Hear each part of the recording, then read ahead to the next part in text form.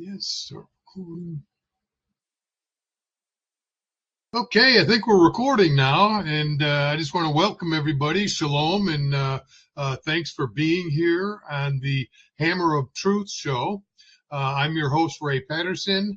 I'm a little bit nervous, as I was telling my guests not to be, but I am a little nervous, still trying to work my way through this and get used to it.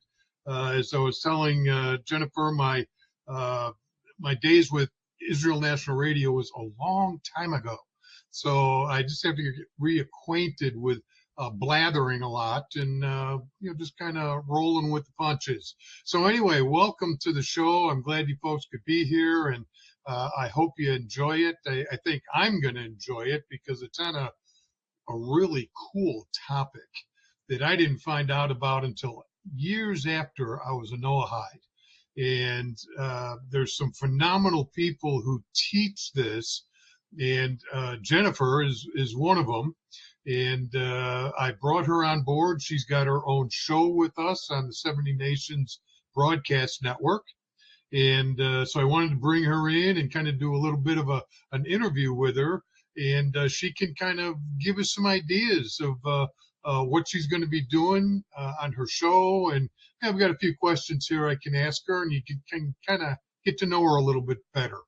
So, Jennifer, I'm going to go ahead and put up your slide as this is going on here. And there she is. So let me go ahead and introduce Jennifer Woodward. Now, I know you're going to be using a different name on your show, I believe, correct? Yeah, I typically go by Yona Gila with a lot of the coaching work that I do, the Amuna-based work. Oh, okay. Okay, very good. I'm going to stick with Jennifer because I'd have to wear a name tag to look down to see what did she Totally say? fine. Totally fine. They both work. Okay. Well, Jennifer, it's so good to have you here. I'm glad with your busy schedule, you were able to find some time for us to sit and do this brief interview and be able to share with the folks what you're going to be doing. But let's kind of get started going back a ways, because I'm curious, and I'm curious with this about everybody. I always ask every Noahide I run into, how did you find out about Noahide, the Noahide laws? How did you find out? I mean, there's so few of us, on a worldwide scale, but how did you find out about them? The journey was typical that I've heard a lot of people go through this process. You have the religion you were raised in, and then at some point there is, it might be an epiphany for some people. Other people, you feel like there's something more. You get disillusioned perhaps, or you just go into that maturing process where you really start questioning, is what I was raised with what I still believe? Is this my beliefs? And I was very fortunate that I also had parents that questioned this themselves. Really? And so I was introduced to a concept outside. So I was raised in Christianity. And then in my late teens, my parents transitioned into more of a messianic Christian church, and the typical Right. path that a lot of people go Right. on. And at that time, I was doing my own thing, 16, 17 years old, can drive. I'm like, having my own agendas with life. And they would say, oh, you should really come. It's so much fun. We sing, we dance, we have tamarines, and we have flags, and we have all of this fun stuff. So I went a couple times, and it really started piquing my interest about, okay, what are the Hebrew roots to Christianity? Right. And then I had the opportunity to go to Israel. And it was with one of these messianic organizations. They sponsored the trip and did the tours and everything like that. And so even though I was there with them, it was a massive shift being in Israel for me. And it just really started to say, there's something more here. There's something more here. But it's not this. It's not the messianic path for me. So we come back, and I felt like a ship lost at sea for a long time. There was just a lot of, I don't belong here, I don't belong there. I'm not educated in religions well enough to know where I might belong. So I just kind of floated for a long time. And I was learning about Judaism along this path. And so for a long time, what I would call myself, because I didn't know any better, is that I am a non-Jewish practitioner of Judaism. This is what I would tell people when they'd ask. I'm like, this is the best I can come up with. This is all I know. And if that's not confusing enough. Yeah. I was going to say too. Noah said that too about man, we were just floating around. Just, I mean, can you imagine? Yeah, a whole year on that. Just holy cow. But yeah, I'm sorry, I didn't mean to interrupt you. Go ahead. Yeah, no, it's all good. So through this learning things online, I discovered Rabbi Brody. And so I started consuming his content online and started going through some of my own challenges.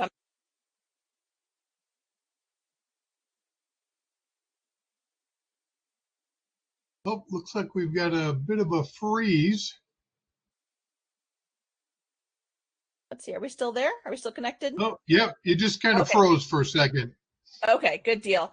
So at this time, he had a blog where he would occasionally post people's letters on his blog, and he would answer their questions.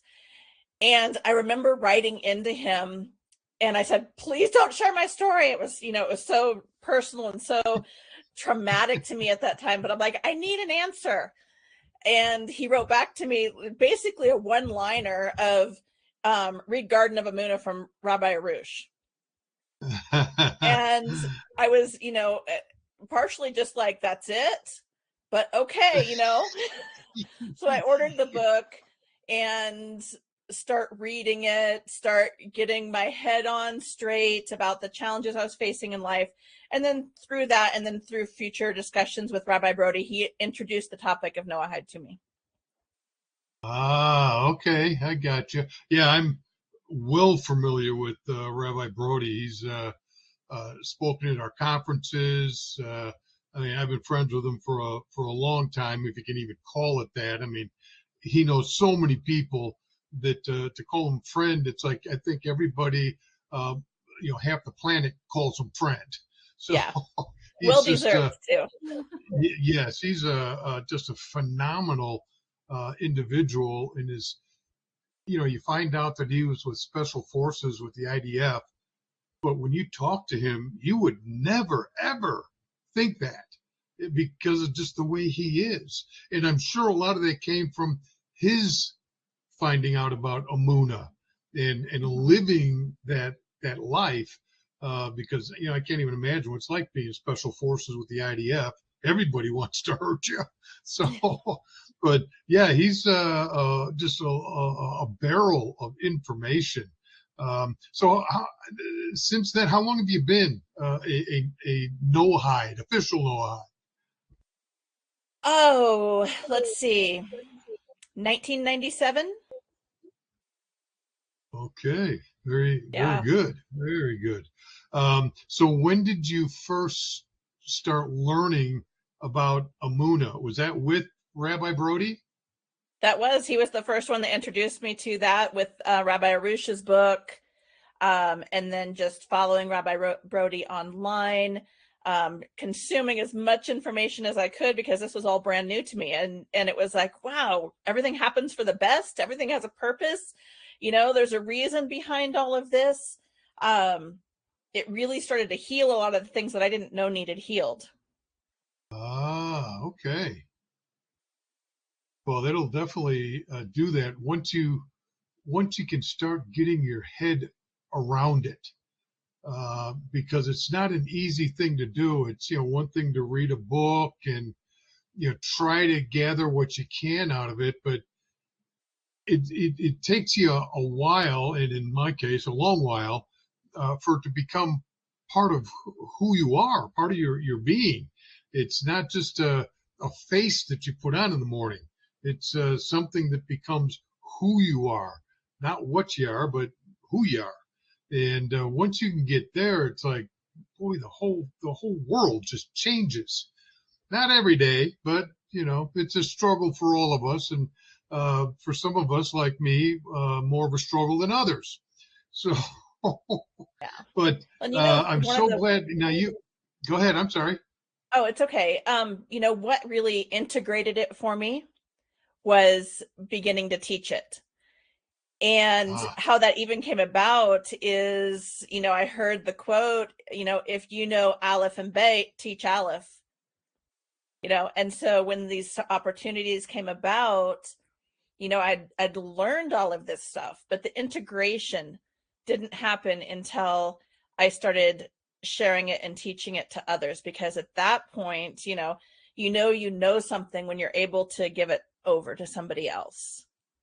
well, I think that's where the phrase student becomes the teacher, but the teacher is always a student. And it's because you're teaching. The more you teach it, you want to make sure they're getting as much as they can out of it, but you certainly are getting all that it's worth, because you're just going over it again and again and again.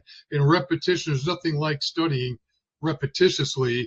And that's why we read the parsha every week, because even though you repeat it year after year after year after year, you always bring something home with you, Yeah. because you can't get it all. You just can't. And for those who think they are getting it all, well, maybe you need to go back to in the beginning. Um, so now, how long have you been working with Rabbi Brody? Now, Um, you were actually working with Breslov while Rabbi Brody was with Breslov, yeah. right? Yeah. So Okay. what ended up happening was another person at Breslov, Yehudit, she's amazing. She's no longer there, but she was my connection with Breslov and Breslov Israel, Rabbi Arush's organization. And she Right. said, really Noahides need somebody to coordinate things and do this. She's like, what do you think about doing something? And so we started a weekly study group of Rabbi Arush's books. And Oh, okay. that was fantastic. I think we did that for about 3 years. We met weekly. It was a beautiful, beautiful group of people. And during that time, Rabbi Brody and I started talking, and I started writing articles for the Noahide World portion of their website when he was like the English manager of their website. Right. And that's where I first met you, so to speak. It Correct, was correct. from the articles that you had written. Yes, yeah. So that went on boy, probably 5 or 6 years writing Wow. articles until Rabbi Brody ended up leaving, and I was taking on some new projects, and so that phased out. But they still publish my articles, and I still receive questions and such from that. And I always love to connect with people who are on there. Oh, great. And now you're going to have a link that you can send them, that they can come on and hear you firsthand. So Exactly. that's a great thing. Yeah. Rabbi Brody seems to have turned so many people towards Torah, and used Amuna as the vehicle in which to do that. I always found that remarkable about him. Like some teachers, rabbis, they'll get up and they'll teach Halakha, and that's all they want to teach is Halakha. And he would teach a little Halakha, but he would use Amuna as the means to do it, because so many of us, you know, for me, I'll just use my personal experience. I always want to put Hashem into my box. I don't want to be in your box. I want to be in my box. Come into my box. Doesn't happen that way. Doesn't work Yeah. like that. And he slaps me in the back of the head, one of these deals, and hey, buddy, I'm in charge. You're not.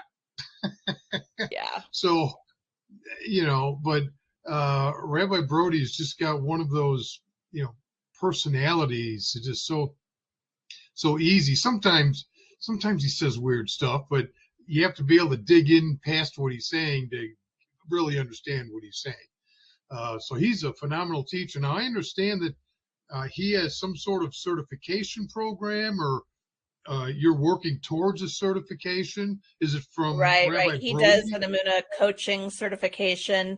I don't Oh, think okay. he advertises it a lot, but it is something that I'm in the process of working towards with him.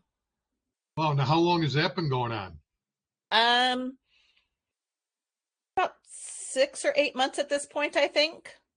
It's kind Okay. of on my own pacing and as I can fit it into my schedule. And then when I'm ready, I can go ahead and meet with him and see what else I need to do, or if he feels confident in my abilities at that time. So tell me again, how long have you been working with Rabbi Brody?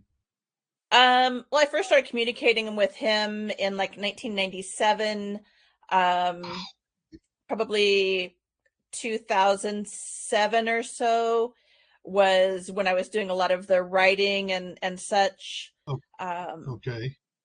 and then it's, through 2013, 14. If I have my dates correct, I'm not exactly sure. Well, at this point, that's a lot of years. Yeah. So, I mean, I've always believed, and will go to my grave saying, Torah is the endless journey. You just you can never learn. I actually wonder if you can learn it all when Mashiach gets anointed. Not Ben Yosef, but Ben David. It's like, even then, are you going to be? Are we going to be able to get it? It's I I don't know. Maybe. I don't think that's the goal. I don't think that getting it all is the goal. The study is the goal. The study is the Oh, goal. okay. I'm with you. I'm with you. Yeah. It's kind of Because like you think it's. about it, what do the sages say? What is Abraham doing in Shemaim right now? He's studying Torah. Hmm. And it's been how many Uh, years, how many thousands here? yeah. And so when we look at it at that, it is the creator is infinite, Ein Sof, it's infinite. And so therefore Torah is infinite and depth beyond depth. Oh, yes. In fact, we have another show from a rabbi that's uh, talking to us and teaching us about uh, the truth about words matter. And just during the interview I had with him, it's like, oh my gosh. I just kind of felt like I was back in Noahide kindergarten class, because there's just so much. But I guess that's supposed to be what happens when you realize that the more you learn, the less you know. I mentioned that to a rabbi because I had that revelation one day, and I told it to him, and he says, now you've learned something. Oh, well, gee, thanks. Yeah. All these years, and now I've finally learned something. Yeah. So, Words absolutely matter, and the makeup of the words, the letters. I mean, the creation was spoke into creation. And so, that transition a little bit, we a lot of the show is about hitbodedut and bringing our conversation with Hashem into our everyday lives and things that we're doing, and how important it is to speak those words. There is such okay. thing as, the silent cry, and those times when you're surrounded with people and you can't really pray out loud, but when you can, there's so much power in the spoken word. Right. Well, and I've always believed that prayer it should be a requirement. Because the way I kind of look at it is that, people have always asked me, and I've been doing this for over 20 years now, maybe 25, I don't know. But uh, how do you have a relationship with Hashem? And the first thing you really have to understand is that you have to have communication, just like anything else. You have to have communication. Oh, well, yeah, that's simple. How do you do that? Well, when you study Torah, this is Hashem speaking to you. He is teaching you through his word. When you pray, you are speaking to Hashem. And yes, he does respond, sometimes good, sometimes we feel like it's not so good, but he will respond in some fashion. And that's how you begin the relationship, is by studying the Torah and praying. I mean, without those two things, you know, what do you really have? You know, you don't have much other than knowledge. Whereas we want to have him as part of us, and his Torah is part of us. It's part of our very being. And I think this is really where Amuna can really help so many people, because we all go through turmoil. I mean, it is, nobody escapes it. It's a matter of what do you do with it? And that's where Amuna really comes into play. And your show is called, you know, Everyday Spirituality, which I absolutely love. So maybe you can share a little bit with us how this is going to help people. We already know it's going to help you, but how is this going to help people who are in the audience, people who view this video later on down the road? How is this going to be working? So everyday spirituality comes, you know, as many things do, from personal experience. It was something I was looking for, because I would find that, you know, during prayer, you know, and what is prayer? Prayer is faith in action, right? Right. It's belief in action, because if I don't believe in something, I'm not going to take action on it. I'm not going to try and develop a relationship if I don't believe in that relationship. So, Right. you know, there'd be these wonderful spiritual highs. You know, there's the holidays, there's, you know, sometimes you go through something in your life and you're so drawn to prayer during those times, and you feel this really close connection, and you feel held through that time, and you see the miracles happening in your life, and it's so powerful. And then the dishes pile up, and there's carpooling to do, and the taxes need paid, and there's, you know, work drama, and suddenly you realize you don't remember the last time that you prayed.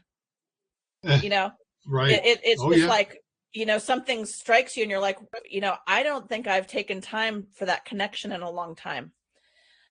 And so for me, I was searching for, how do I keep that connection going throughout everything? I'm so busy. I'm so busy with my household. I'm so busy with my children. I'm so busy with these relationships. And then I discovered that it's exactly in those moments when you're able to really build that living, breathing connection with Hashem. The highlights are amazing. The highlights are amazing, but where are relationships really forged? They're forged in the trenches of the day to day. They're forged when you are so tired and you need your partner there to support you to get through the evening chores and get the kids to bed. And who is that partner? That partner is Hashem. And so everyday spirituality is about realizing that he is with us every step of the day, whether we are consciously acknowledging it or not. He is there pumping our hearts, giving us breath. You know, he's interacting with us even if we don't know it. Because what is this world? This world is his creation. Everything within this world is him communicating to us. And all it takes is a switch of your mind to acknowledge that. And suddenly you are spending your entire day, your every breath, walking with Hashem. I believe that's absolutely true. And it doesn't, you know, as far as I'm concerned, for guys like me, it doesn't happen overnight. These are things that you have to work with. These are things that, well, that's one reason why you study, is because that gets you closer to Hashem, because he's always giving you knowledge and wisdom, and all you're doing is stacking more knowledge and wisdom on top of what was previously given to you by him. And like you say, by the time it's all said and done, ideally 100% of your day is spent with Hashem. And I've told people, you know, before that he's always there. He is always there. All you have to do is open your eyes and look around. That's all. And even for people like me, sometimes that's tough, because like you say, life doesn't slow down. It keeps coming at you like a freight train. Yeah. And, it's all you can do to manage life itself. But with Hashem, many people can't manage life at all. So that's why I think what your show is going to be bringing to people and what you have in store for them, many of them are going to experience miracles because Hashem He's a is a show. miracle. I mean, Yeah. so so you're pretty excited. I know we've been trying to get this interview pulled off, and your life gets in the way. Life's gotten in my way, and it's just hard to do. But here we are. Hashem has made this happen, and even though it's never in my time, it's always in His time, and we have to settle for that and say thank you, Hashem. You made it happen. And so that's what I'm saying today is Yeah. thank you, Hashem, for making this day happen and giving us the opportunity to share with the audience, and Jennifer sharing what she does and what she's going to be doing. And it's just, the world is a miraculous place. And until you start studying His Word, you just don't know how miraculous that is, because it goes beyond just this physical world we walk around on. There's It's so much more. There's so much more. oh, so much more. And so, how deep is this going to be a kind of a show that beginners can get in on? Is this going to be something that's going to be for more advanced people? How do you see these teachings being? I mean, anything on Amuna is always good, but there are some people, just starting off may not get it. Like I know when I first got it, it's like, He does everything for my good. Well, how come it doesn't feel that way? It's like, I'm not getting it. Yeah. Excuse me. So the show, they say it to be really niche in your approach, but Amuna is for everybody. And so, it's for anybody who wants to draw closer to Hashem. If they're a deep Torah scholar, amazing. If they've just cracked open the Torah for the first time, amazing. Because this is about the relationship. This is about infusing what you're learning into your everyday life. It's about growing at your own pace. It's about acknowledging that the world we're in is created as a communication method. One of the most pivotal teachings that I ever learned was, it said that if you notice a leaf falling off of a tree, it just catches your attention. That was specifically for you. That leaf falling and you catching it and thinking how pretty or whatever came to you in that moment, that leaf fell at that moment specifically for you as communication from the divine. That was a gift. And everything around us is that way. And so this show, we're going to go deep sometimes, but it's going to be deep on the relationship. And Okay, good. So everybody can go there. Good. Well, that sounds great. As you were talking, I was sitting here reminded of the movie Last Samurai, I think it is, with Tom Cruise, and he got hooked up with these. I don't know if they were Chinese or Japanese or what have you. They were Asia. I think it was China, or I don't know, one or the other. And the guy who was in charge that he had this really cool relationship with, his entire life he was trying to figure out which was the best looking flower on this particular tree. And as he was passing on to the next world, he was laying on the ground, and he told Tom Cruise, I can't remember his name, but he told Tom Cruise, he says, they're all beautiful because they were all started falling from the wind. And he says, every one of them is beautiful. And it's like, whoa, that really drove a point home for me Yeah. because they're all, Hashem created it. How could it not be beautiful? Regardless of what it looks like. How could it not be? And it's like Yeah. it finally hit him in his last moments. And at least he got to experience that. And it's just always stuck with me. Just like there's a story, and you probably do recall it, in the Garden of Amunna about a child who passes away very, very early in life, and his parents are just, beside themselves, and everybody in the town loved these two people, and they all felt horrible. And I mean, it was just a state of depression beyond compare. And it was all based on what? Because this child didn't have a chance to grow up, and he didn't have a chance to experience Torah, to experience Hashem. And then a rabbi comes along and says, no, wait a minute. His job was done here. Yeah. When you complete the tasks that you and Hashem have worked out that you're going to improve upon, you're done. It's time to go home. And so he went home. Yes, his physical being passed on, but his soul, went home. Well, so what's he doing? He's teaching Torah. And it's like, oh, talk about, head and hands Yeah. weeping.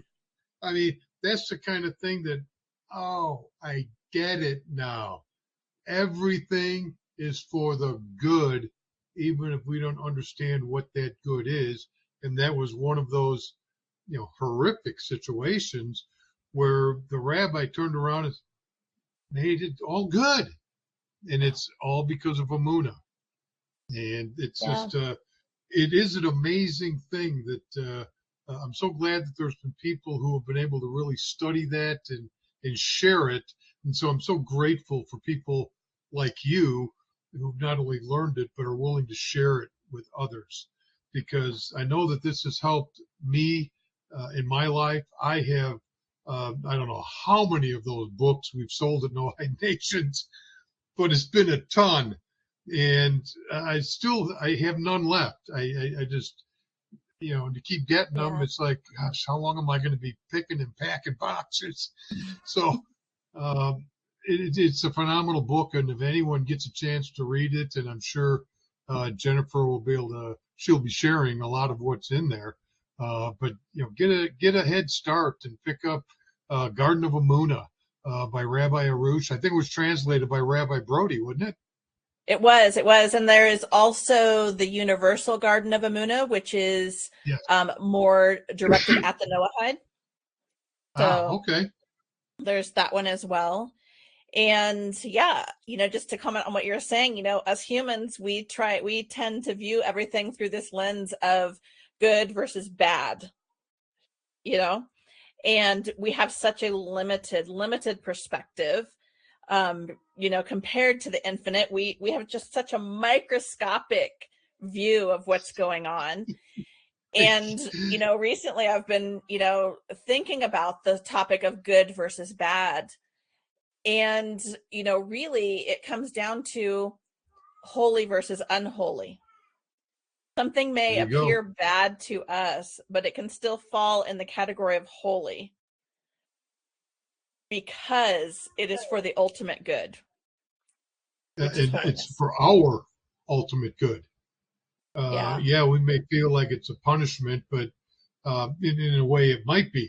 But if you consider what is truly happening, you can't help but understand that, okay, he's doing this for me. My job is to figure out why.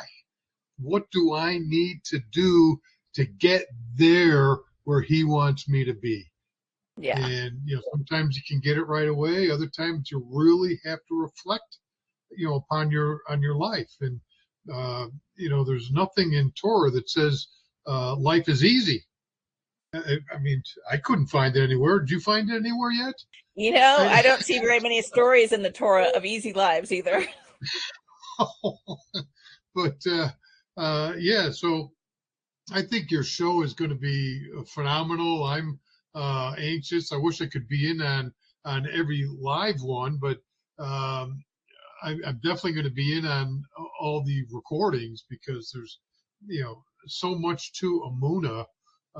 It's just it has to be part of your Torah. It just has to be, because if you don't realize how Hashem is operating in the world that He's created, you're going to be forever floating around, wondering where you're at. What are you doing? What am I supposed to do next? And I think Amuna, once you get a handle on it, there's a direction. You may not see it at the moment, but He'll show you. Just keep looking. He will show you. For me, He has to give me one of these head slaps from time to time, and get my attention. And I'm in charge, dude, not you. You only think you're in charge. It's like, thank you for that free will. Oh boy, and free will is just, that's what Amun is about also, because we have the freedom of choice to either accept what is happening to us as good, regardless, or not. Yeah. Well, and it doesn't mean that it's not. It doesn't mean that things aren't painful. No. We are allowed to cry out and say, this hurts. This is uncomfortable for me. This is stretching me. This is, I don't understand this. That's not lack of faith. That's honesty. But we can also, within that, know that He cares for us beyond our wildest imagination. Well, and certainly none of us know it all and never will. And so Him being our creator, our Father, He wants to help. He wants to help out. Sometimes, discipline is good. It's just, what do you do with it? It's how you make things right. And He's the Father. He's the creator. If anyone knows, He knows. I sure don't. I just think that I do. But He does, and He keeps me in line. And I am so grateful and feel so blessed every day because of it. So, but anyway, like I said, I'm looking forward to your show. I hope we just get an enormous amount of people coming into your conference room, because I know that, once they start hearing what this is all about, they're going to have questions. I mean, this is the kind of thing that lights people's lives. It lights their souls up. It helps them realize that what you're really doing when you're doing your search for Hashem and understanding of Torah, your soul is reaching back to the source of life. Yeah. And that source of life is Hashem. And once you figure that out and get a hold of it, boy, you just feel like you're unstoppable, even though He does tend to slow you down sometimes. Like me, I would have my neck in a brace like this, and so He's, okay, I'm going to slow you down here, buddy. And here's how I'm going to do it. One of the most beautiful things is that when this process begins and when you start to really develop this intimate relationship, is that you also begin co-creating with the divine. Okay. Well, now you've really set something out. Talk to us about that a little bit. I know we're running a little long, but now you've got people interested. What did you say? Yeah. So we become co-creators with the divine. So as we move through this Imuna concept, they say, one of the prayers is, please Hashem, make my will be your will. Okay. We want to have the same will as the creator. Well, what happens if we have the same will as the creator? Then we are creating with the creator. Because if He is wanting to go down a certain path to have you start a business, for example, but you're so in your own muckety muck of what you're doing in your job and you're not in that communication with that creator, you're going to miss the signs that maybe you're supposed to start your own business. Gotcha. You know? And I guess that's kind of what I mean when I say Hashem's around you all the time. You just need to open your eyes, open your ears, because he puts people in front of you. You just never know where the help's going to come from. Just accept that it is from him. And I'll leave the Yamuna teachings to you, so I won't get too deep into it. But I am looking forward to your show. And I know early on we're going to be going with pre-recorded shows until your schedule kind of mellows out a little bit, and then we'll get together and figure out the day and time that works well for you, and people can kind of set a schedule for themselves to come and visit you, because what you've got to offer you can't get many places, and yet it's the kind of thing that everybody wants. They just don't know it yet. So, everyday spirituality, folks, is going to be coming your way, and it's going to be coming soon on the 70 Nations Broadcast Network. And so keep an eye out for the announcements. So, Jennifer, thank you so much again for being with us. And Hashem, thank you for, finding the time for us to be able to just sit down and do this little conversation about what's going to be coming up and what Jennifer has in store for her viewers that's coming from you. Thank you so much, Ray. It's a real pleasure to be here with you. Oh, you're great, Jennifer. Thanks so much. And we'll see you when you're on your live show. Sounds good. Thank you. Okay, thank you. You take care of yourself now. Shalom. Shalom.